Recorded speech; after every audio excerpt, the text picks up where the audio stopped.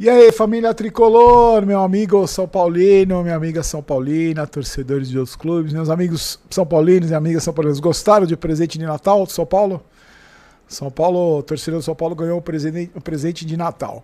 Carlos Coronel, goleiro, estava sem clube. Vou explicar para vocês quem é Carlos Coronel. Porque na verdade o São Paulo estava sem goleiro, né? Só tem o Rafael, porque o Jandrei acertou com o Juventude, louvado seja o Todo-Poderoso. O Leandro saiu e o Yang deve ser emprestado, porque ele foi mal avaliado. Bom é o Jandrei, né? O Jandrei que foi 3 anos aí só tomando peru, mas então o São Paulo estava sem goleiro, contratou esse Carlos Coronel aí. Vou falar para vocês quem é ele. Goleiro da seleção paraguaia, nunca ouvi falar, mas e fisicamente ele me lembra o Jandrei. Mas vamos falar sobre esse cara aí, quero saber a sua opinião. Mas hoje, como a gente prometeu, não vamos deixar cair no esquecimento essa vergonha, essa podridão, essa imundice que se transformou o São Paulo. A gente vai falar os próximos passos para o impeachment do Casares. Se você me perguntar, Barolo, você acredita que vai acontecer? Não, não acredito que vai acontecer. Eu não acredito que ele vai sofrer impeachment e não acredito muito menos que ele vai renunciar, porque o ego do tamanho do mundo desse presidente não vai permitir. E ele continua desaparecido. Sumiu, acovardado, deve estar escondido em algum lugar, porque não deu a cara a tapa até agora. Eu estava vendo os comentários do vídeo, a indignação do torcedor do São Paulo, eu acho que chegou no limite, velho. Ninguém aguenta mais tanta imundice, tanta podridão nesse clube. E essa história da BMW mostra pra mim claramente, vocês concordaram comigo, que os caras lá dentro eles usam o São Paulo em benefício próprio. A gente tá vendo. Não é só incompetência, nunca foi só incompetência. Agora a gente tá vendo porque os escândalos estão aparecendo aí. Então você vê, né? Lembra que eu falei pra vocês algumas vezes aqui, é uma frase que eu acho muito curioso, sempre falei aqui, que eu achava muito curioso que esses clubes aí que devem milhões, né? Eu sempre falei a frase, mesmo quando tá ruim, tá bom. Você lembra que eu já falei essa frase? Que não é esquisito que clubes que devem bilhões, que estão arruinados, endividados, existe uma briga desesperada pelo poder, ninguém larga o osso. E aí, com essas e outras que estão acontecendo no São Paulo, a gente começa a entender por que ninguém quer largar o osso. Por que mesmo quando tá ruim, tá bom. Para certas pessoas, né? Para quem anda de BMW blindado. É inacreditável, velho. Um amigo meu tava falando, Barão, mas isso acontece em outros clubes também. Com certeza acontece, mas eu tô preocupado com outros clubes. Eu tô preocupado com a imundice que o São Paulo virou, né?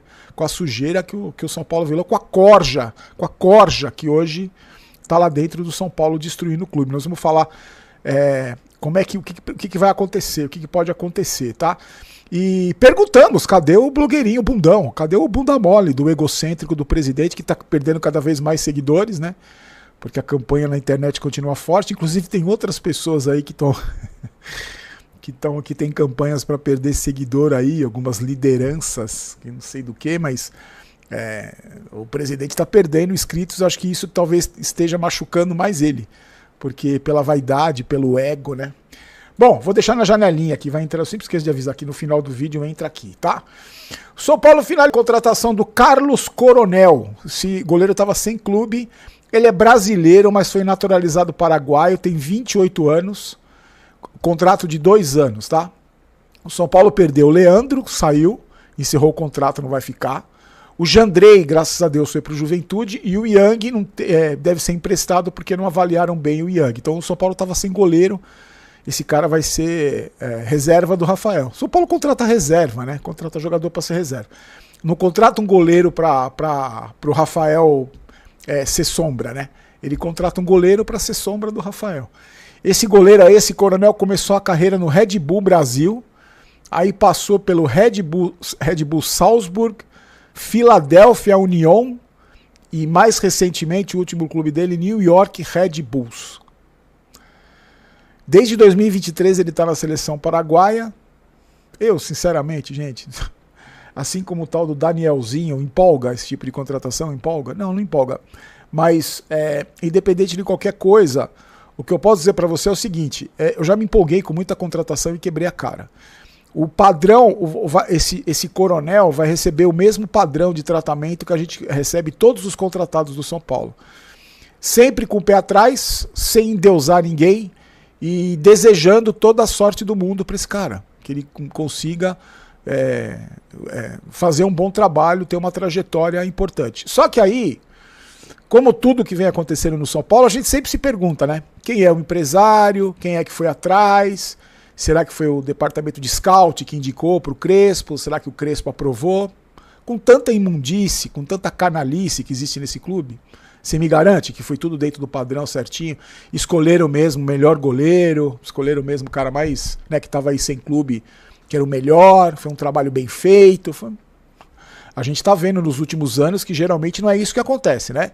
Geralmente que a gente achava que era só incompetência, só trazem cabeça de bagre, só trazem jogador de quinta categoria. Vamos ver com esse goleiro aí que vai ser reserva do Rafael, que para mim é um goleiro que sempre foi, não canso de repetir, um goleiro nota 6. Esse goleiro para ser reserva do Rafael deve ser nota 4, 5, não sei. Mas não vi jogar. Para mim, ser goleiro da seleção do Paraguai também não quer dizer muita coisa, mas desejo toda a sorte do mundo ao Coronel. E a gente já tem que entender que esse é o tipo de contratação que o São Paulo vai fazer. O São Paulo não vai fazer contratação melhor do que essa. Antes da gente falar do que pode acontecer com o blogueirinho Fujão, ontem eu acertei. Ontem o Arsenal ganhou nos pênaltis, vocês viram? Milagrosamente ganhou nos pênaltis. E eu vou falar para vocês na sexta-feira, a KTO vai fazer uma promoção da Premier League, vai ter prêmios especiais da Premier League, acho que eles ouviram meus apelos, porque acho que é a liga que eu mais aposto é a Premier League. Se você quiser fazer, já se adiantando, clica aqui no primeiro comentário fixado, faz o seu cadastro e aí você se diverte comigo. Vou explicar para vocês na sexta-feira como é que vai ser, porque amanhã eu vou dar uma folga para vocês, que é Natal, vou dar uma folga para vocês, mas na sexta eu explico, tá? Vamos lá! Nessa semana, um grupo com um pouco mais de 50 conselheiros protocolou no Conselho Deliberativo do São Paulo um pedido de impeachment do blogueirinho Fujão. Só que aí, com tanto vexame, com tanto escândalo que está acontecendo no São Paulo, mais gente que defendia esse cara até pouco tempo também está ficando constrangido e também está começando a pressionar, começando a querer a saída dele, porque a pressão da torcida, esses caras estão ficando muito constrangidos, e por toda a imundície que esses caras estão vendo no São Paulo, eles estão mudando de lado, quer dizer, estão querendo que o Casares saia.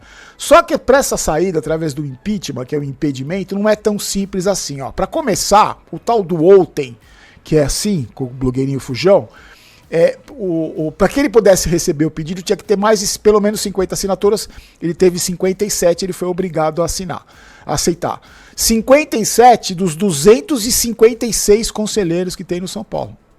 Então, pra você ver, conseguiram 57 assinaturas. O resto ainda defende essa gestão aí. Só que agora, esse tal de ontem, que é assim com o Casares, tem 30 dias, olha como demora, 30 dias para atender o pedido. E se ele atende o pedido, ele tem que convocar uma reunião extraordinária. Aí o que acontece nessa reunião? Ele tem 30 dias para fazer isso, por isso que eu tenho medo que caia no esquecimento. Nessa reunião, o blogueirinho Fujão vai ter todo o direito de defesa. E vai explicar toda a imundície, vai tentar explicar toda a imundície dessa gestão dele aí. Se esse ontem aí, que é assim, eu repeti sempre, que é assim com o Casares, não atender esse pedido dos conselheiros, ele pode até ser punido, porque, embora eu duvida muito que isso aconteça, né? Porque está no regimento do clube.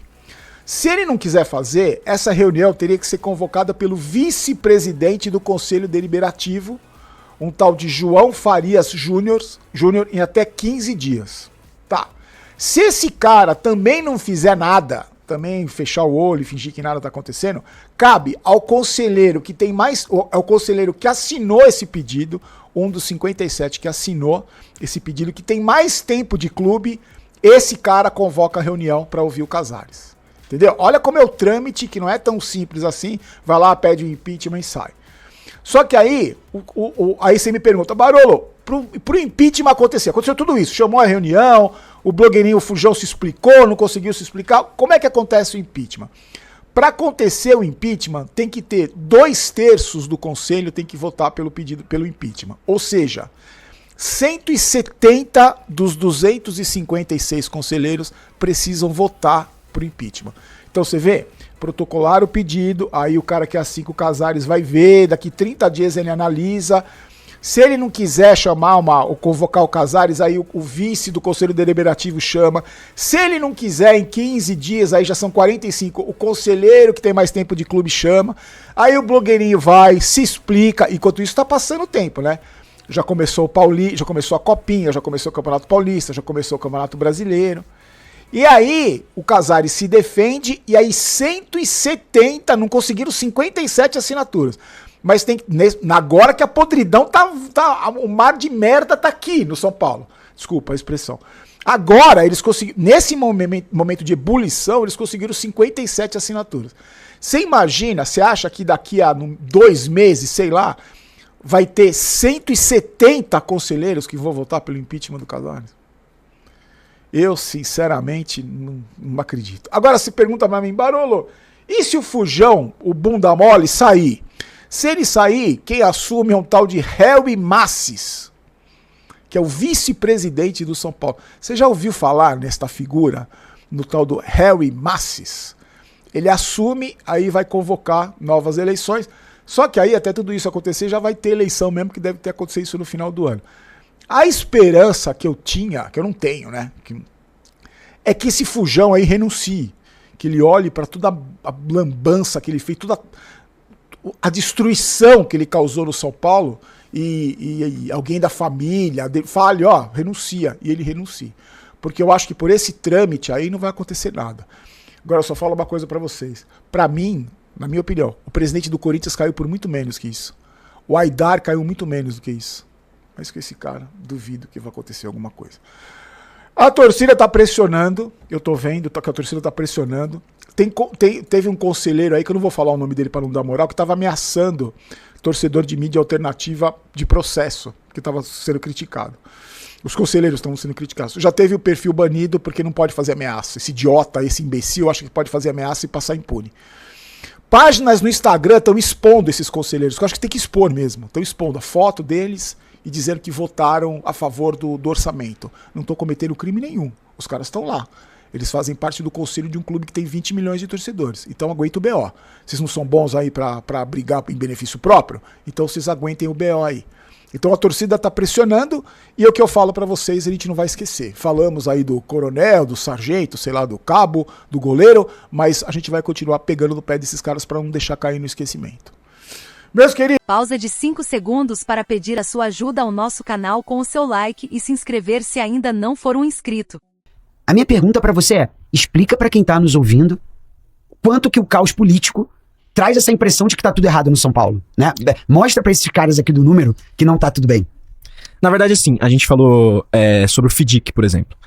O FDIC, ele é algo, pra mim, é algo benéfico. Porque você pega, faz um fundo, né, onde você traz investimento, que você dá uma parada nessa parte da parte bancária, né, que tem uns juros altíssimos, e você consegue um dinheiro naquele momento pra você aí pagar dívidas, você investir, né, na parte do futebol.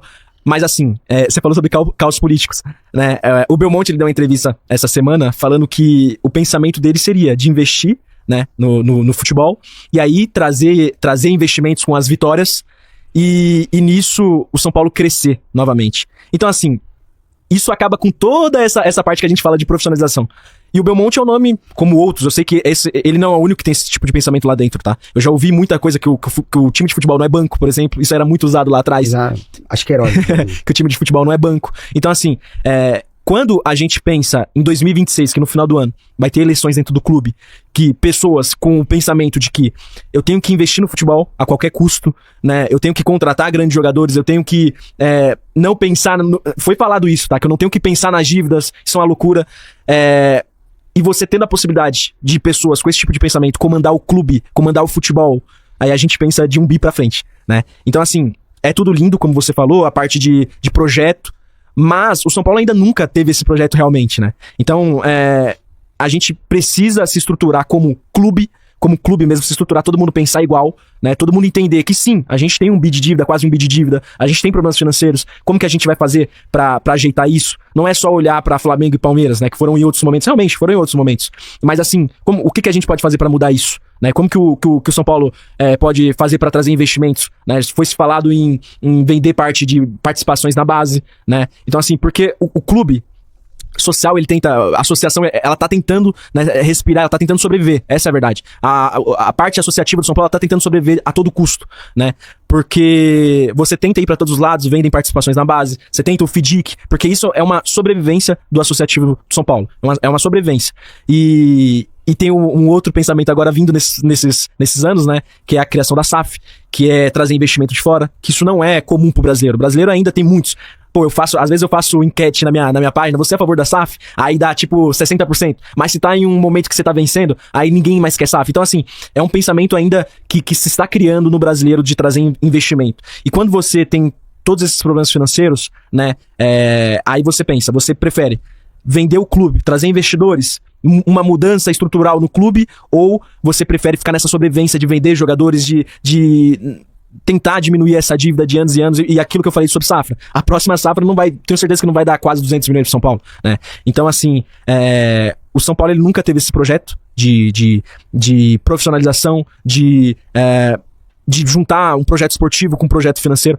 Então, eu acho que isso passa muito pelo clube associativo do São Paulo. Então, quando se fala dessa parte do Belmonte, quando se fala dessa parte que vai ter esse caos político, acho que vai ser um grande problema do São Paulo em 2026. Como ponto de melhoria desse projeto, você comenta, você por ser um especialista e sempre estar conectado com a comunidade, quais são as principais provocações quando você faz essa enquete? É infraestrutura? É base? É parte financeira? Acho que é interessante, né? Você no final do dia tá debatendo ali com a ponta final. Qual que é a principal, o curto prazo que as pessoas pedem a atenção do São Paulo?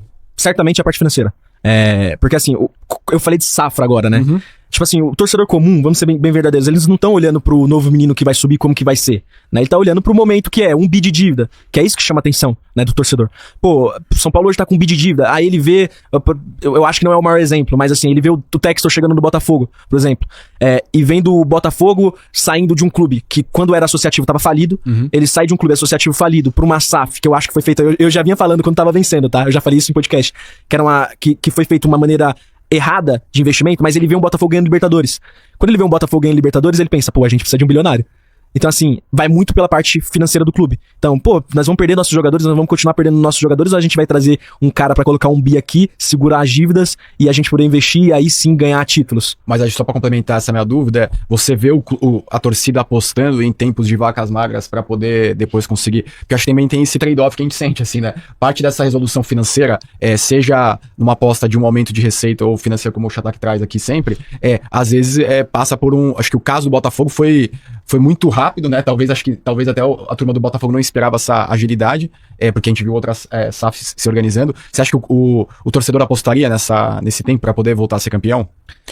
Cara, eu acho assim, nunca teve uma postura de clube pra isso, tá? De falar, como foi o caso do Flamengo lá atrás, de falar, a gente tá passando por dificuldades, nós vamos segurar um pouquinho aqui, nunca teve essa postura de clube pra fora, né? De dentro pra fora.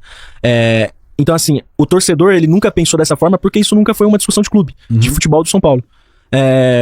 Eu acho que se fosse conversado isso, porque vai ter o centenário de São Paulo em 2030, se fosse pensado isso, tendo uma comunicação, né, vindo de dentro pra fora e falar pro torcedor, a gente precisa se segurar financeiramente, a gente, lógico, vai ter investimento pra não cair ou algo do tipo, no Lucas, ou nos 2, 3 nomes, e os outros jogadores vão ser jogadores que, como foi em 2005, quando o São Paulo venceu, por exemplo, jogadores que vieram de times menores, mas com investimento menor, e aí se segurar financeiramente pra em 2030 a gente começar a pensar em algo maior, né? Ou até mesmo a questão do estádio, por exemplo. Então, isso nunca veio de dentro pra fora. Então, o torcedor ainda ele não tem essa comunicação junto com o clube, tá? O torcedor ainda não tem essa comunicação junto com o clube. Eu hoje acordei pensando no episódio, eu queria ouvir isso de você. Então, já que eu não pude te fazer essa pergunta pra você me dar essa resposta, eu vou dar minha opinião aqui. Eu acho que o grande problema político do São Paulo, tem vários, tá? Mas eu acho que é a comunicação. Então, eu vou dar 2 paralelos aqui. Primeiro que eu sou esse flamenguista que acompanhei o clube, que eu via lá o Corinthians sendo campeão, o Fluminense sendo campeão, o Cruzeiro acumulando taças, e eu era o cara que comprava o lance ou entrava no GE pra ver o balanço do time. E aí você via aquele gráficozinho, na época ainda era bem aquele gráfico de Excel amador, né? O Flamengo, a dívida caiu um pouquinho, a receita aumentou. Cara, aquilo ali era ano a ano torcendo para aquilo ali se concretizar. E o que as pessoas não entendem é que 2019 vem a Libertadores e o Campeonato Brasileiro. Mas em 2017 o Flamengo já passa a poder contratar Diego Ribas, o Everton Ribeiro, já começa a encorpar o elenco. Então, de toda forma, e sendo muito sincero aqui, eu acho que o torcedor tricolor ele precisa justamente dessa desse botãozinho de estou em reforma, né? Em reforma. E isso eu não vejo. E é um clube que até trago aqui os grandes ensinamentos lá do Arnaldo, né? O Ribeiro, que é um cara que eu adoro, que é um tricolor fanático. Nesse momento em que o clube tá na sua maior baixa histórica, a torcida do São Paulo tem sido fenomenal dentro do estádio. Hoje é o clube que mais leva torcedores pro estádio, tudo bem que o Morumbi tem essa capacidade, mas talvez seja uma torcida que esteja esperando uma sinalização da diretoria de, olha, realmente o projeto do clube agora é uma recuperação. Porque senão fica um FDIC que é FDIC, mas não é. Então, assim, é FDIC para pagar o curto prazo, mas ninguém tá falando que o clube tá reduzindo a dívida. O clube não publica seus balancetes, não publica um relatório trimestral, não publica um relatório semestral. Então, se você vai recuperar e vai trazer a torcida pro seu lado, eu não tô ajudando em nada a torcida a comprar meu projeto, né? Mas você falou sobre essa parte, até na parte esportiva, o São Paulo ele começou a divulgar sobre o departamento médico, né, sobre os jogadores machucados agora. Então, assim, o São Paulo ele sempre foi um clube muito fechado. Ele nunca foi um clube aberto. Eu acho que até os títulos, até 2005, títulos brasileiros, fez com que parecesse que aquilo ali era algo profissional. Isso foi mudando, né? Eu vejo um problema estrutural muito grande no São Paulo. Muito grande, muito grande. Eu, particularmente, eu não acredito que vai ter essa mudança, tá? Não acredito que vai ter essa comunicação, a não ser que chegue algum profissional, que venha um cara ali da parte associativa, que aí comece essa mudança. Mas eu não vejo. Pelo que vem mostrando a parte associativa do São Paulo hoje, eu não vejo essa mudança de comunicação. Tem muita gente lá dentro ainda que não acredita nessa parte profissional, tá? Nessa parte de mudança de comunicação. Tudo tem que vir muito... O São Paulo é muito fechado. Tudo tem que vir muito de dentro pra fora. Como que você vê... Desculpa, só pra pegar esse gancho. Como que você vê esse ambiente fechado, né? Só pra botar aqui na mesa, né? O São Paulo é o clube que elege um presidente com o menor quórum do Brasil. Porque são os conselheiros que fazem a votação, uma votação indireta. Como que a torcida enxerga esse... Explica pra gente aqui, pra quem tá nos ouvindo e assistindo, o que é esse fechado?